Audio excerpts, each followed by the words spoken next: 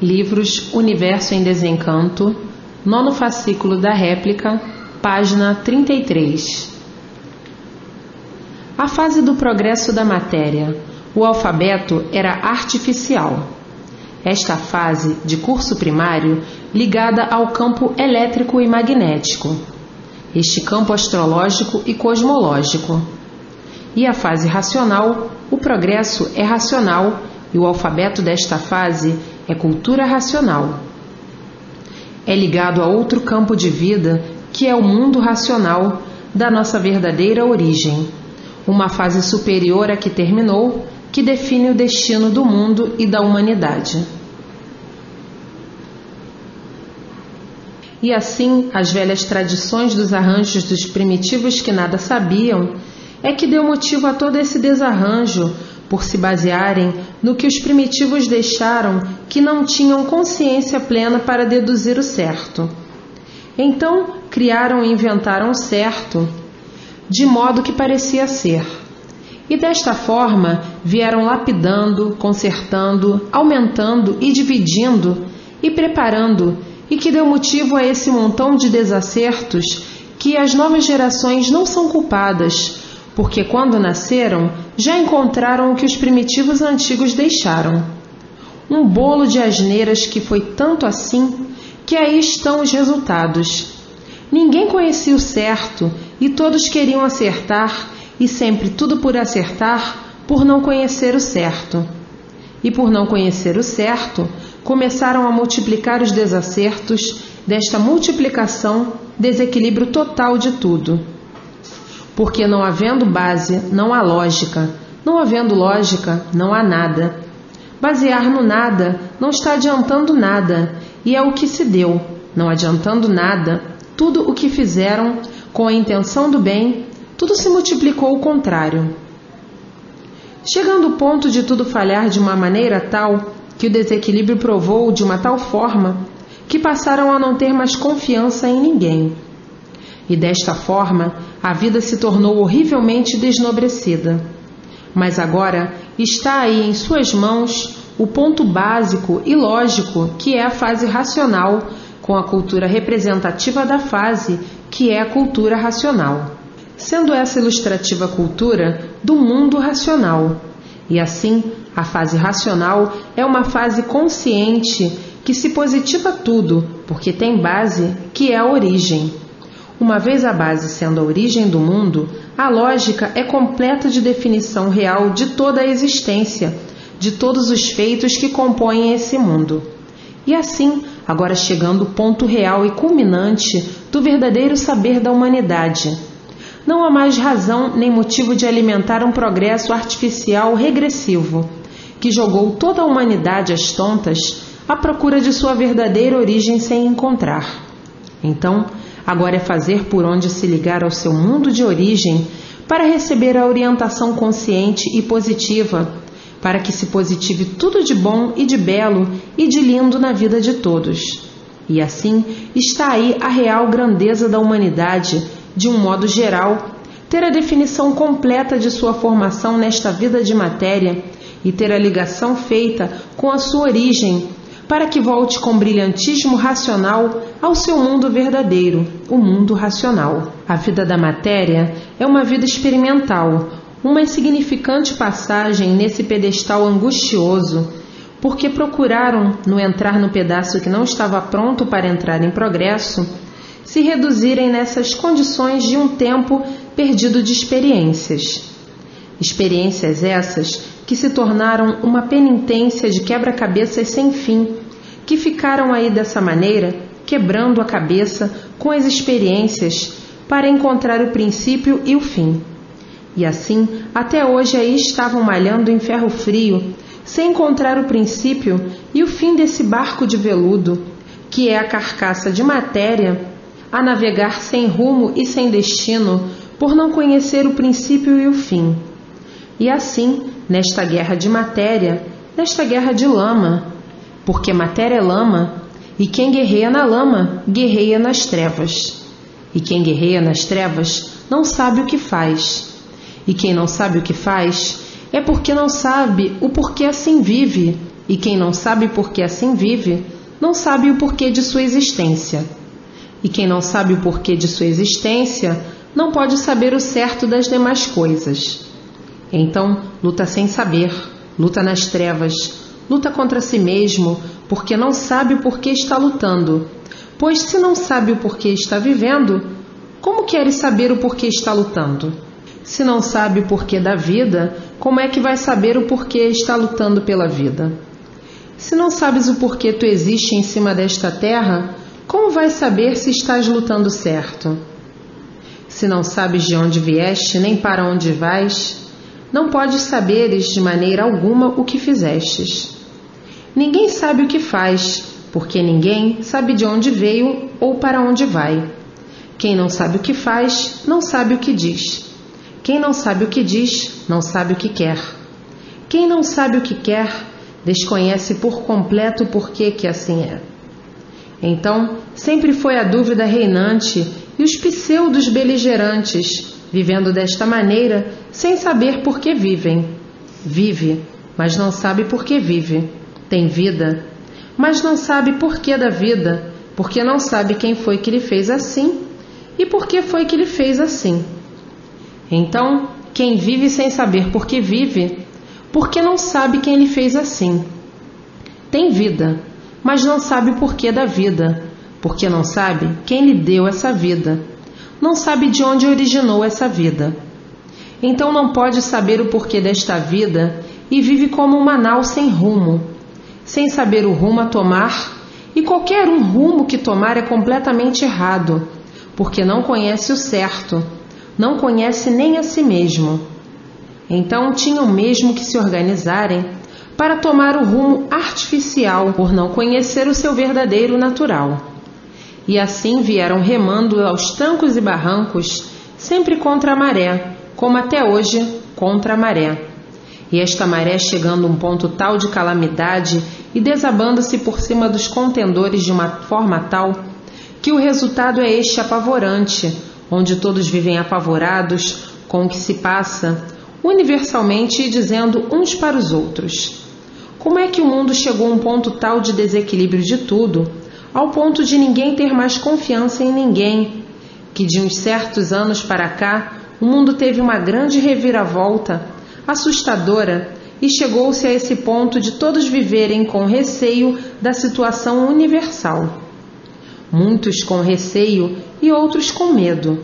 A avalanche de ruínas multiplicou de uma maneira alarmante e intolerante. Se esperava tudo, menos uma situação desta, porque todos no mundo trabalham, produzem, para uma vida melhor no mundo. O número de improdutivos é pouco. Há mais quem produza do que os que não produzem. Então, todos trabalhando, todos se esforçando em busca de dias melhores para que o mundo crescesse o seu estado de conforto e bem-estar para a humanidade. E quando acaba, de uns anos para cá, os esforços de todos, a luta e o trabalho deixou de corresponder à expectativa necessária que todos esperavam. Aumentaram o desequilíbrio de tudo, e daí o esforço não foi correspondido, e se esperava com o sacrifício e com o esforço do labor fazer o mundo e a vida um mar de rosas.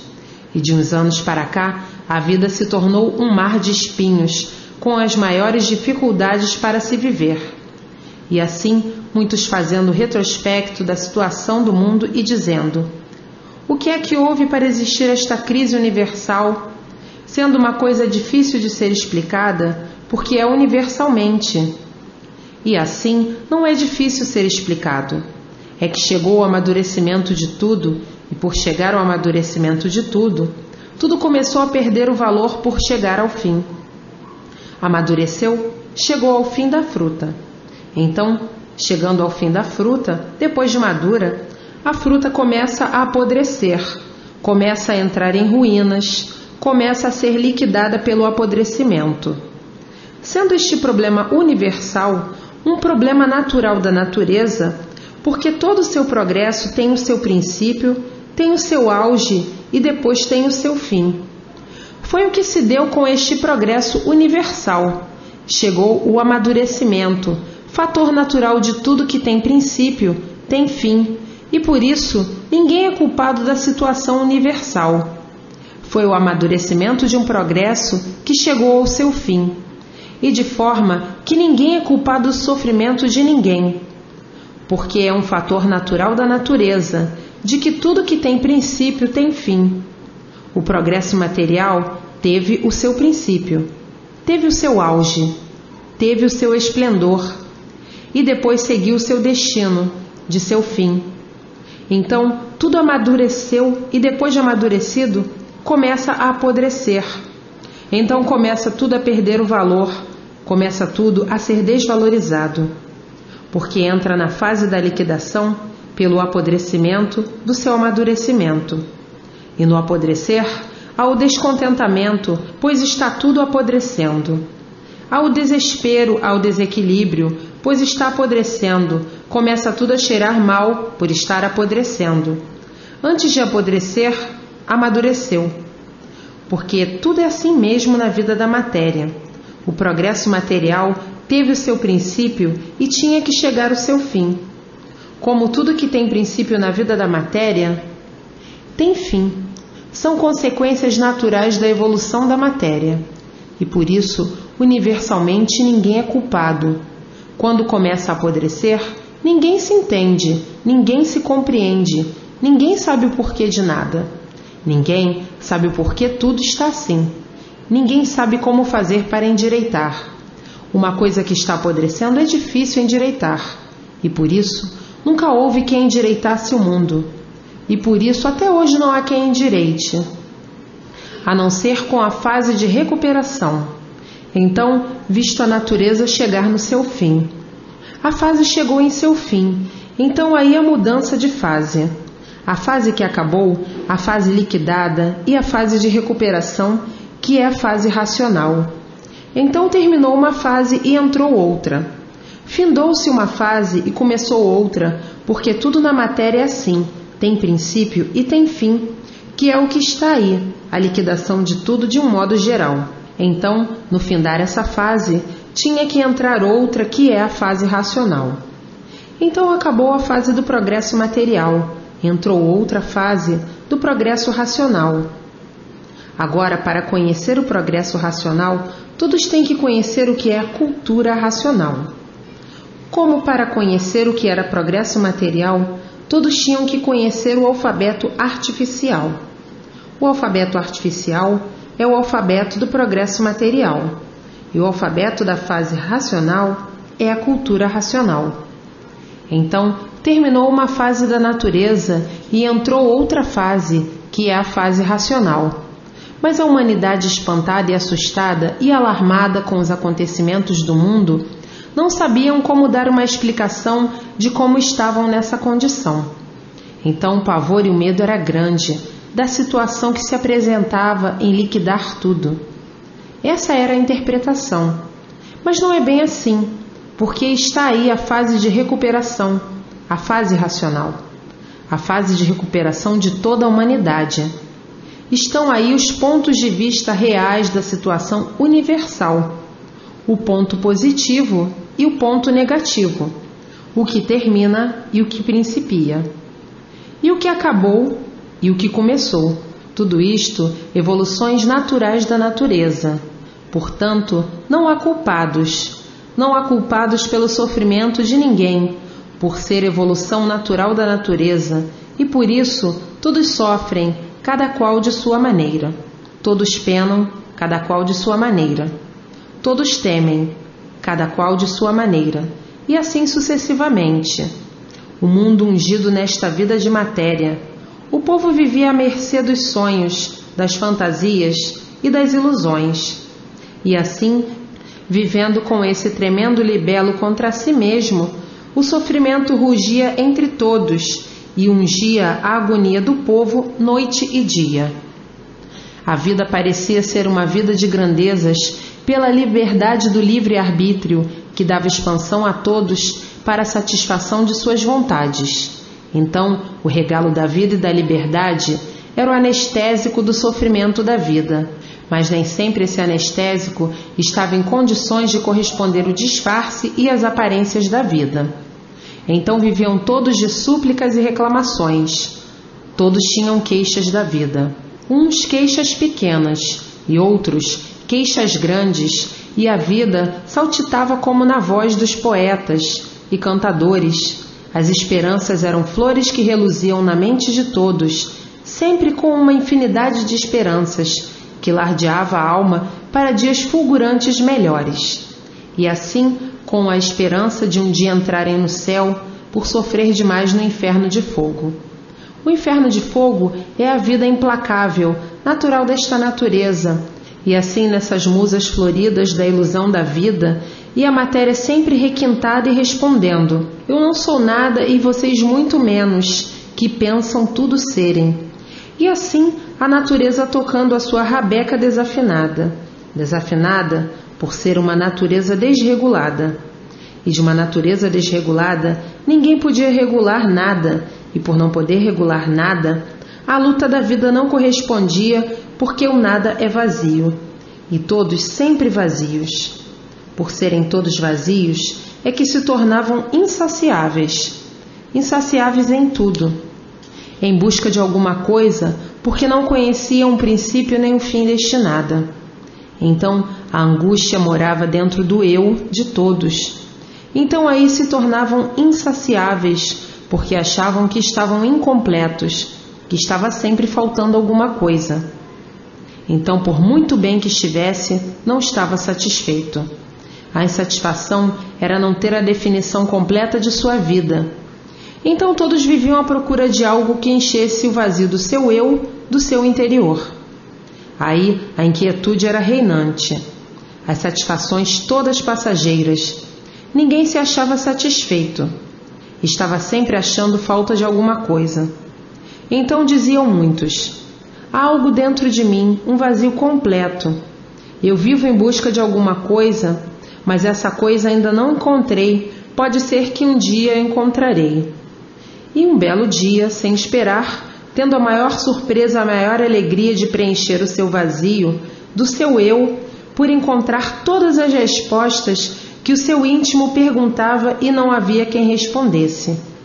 Então aí acaba o vazio, acaba a agonia, e se enche de primazia por encontrar a revelação de seu destino. Se enche de primazia por encontrar a revelação de sua definição, de onde todos vieram e para onde todos vão. Então, encontrando com tudo da vida e se erguendo para uma vida florida e conhecendo o fim de seu destino no paraíso eterno da morada de Deus, o mundo verdadeiro de sua origem de racional. O mundo de sua origem, o mundo racional. E assim, vibrando de alegria e sabendo que estão salvos desta chama do mal e dizendo: a matéria foi muito boa para a lapidação do ser de origem racional, que aí estava atado e amarrado à matéria, por estar na categoria de animal, e o animal está preso à matéria por ser animal. E por ser animal, a matéria é o seu pedestal de domínio, e por isso o animal é dominado pelo ser material, por ser animal. Mas um dia deixando de ser animal, quando toma conhecimento de onde se originou assim. Então, no tomar conhecimento da sua verdadeira origem, então deixa de pensar como animal, por conhecer sua origem de racional. E o animal teve o seu princípio como animal e tinha que chegar ao seu fim, porque tudo na matéria é assim, tem princípio e tem fim. Então tinha que chegar o dia do fim do animal e depois de chegar o seu fim, conhecer o seu mundo de origem, o mundo racional, e daí se transformando de animal racional para aparelho racional. E tudo na matéria é assim, tudo na matéria vaga e vai vagando e vagando até chegar ao seu destino. Estavam aí na matéria perdidos, porque quem vaga está perdido. Estavam que nem uma nau em alto oceano, vagando perdida. E assim, nas ondas da matéria, nesta vida de altos e baixos, como as ondas do mar, vagavam todos. Hoje por cima, amanhã por baixo. Hoje por baixo, amanhã por cima. Até que, enfim, chegou o porto seguro, o porto racional, e todos ancorados nesse porto, para voltar ao seu mundo de origem. Irracionalmente, todos ligados em seu mundo, vivendo aí na Terra, felizes e contentes, dentro da fase de sua origem, e ligados no seu verdadeiro mundo, e todos salvos por estarem ligados eternamente. E assim, saindo da falsa vida solar, por encontrar a solução desse meridiano rincão, onde ungia o sofrimento e o sacrifício da penosa vida da matéria.